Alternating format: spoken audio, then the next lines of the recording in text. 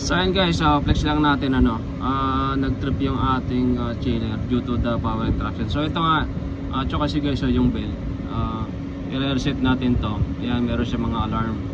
Ayan, nakalagay dito 3-phase loss. Nagkaroon kasi ng power interruption. So ang gagawin natin dyan, i-open natin tong padlock para ma-set natin yung ating tinatawag na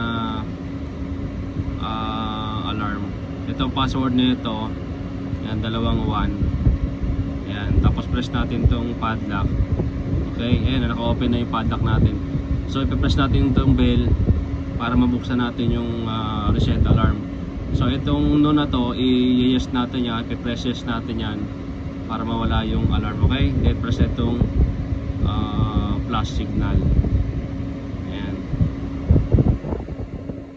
So at saka kasi guys, ayan, wala na tong alarm. Ayan, ready to on na tong unit. Ayan. Itatawag na lang natin yan sa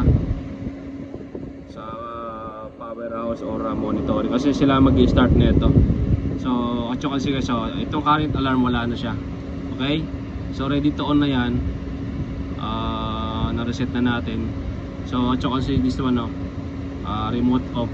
Okay, so tatawagin natin ng powerhouse o yung monitoring para sila yung mag-start nito. Okay, so this sa ating side wala na tayong alarm, so itatawag na lang natin yan. Okay.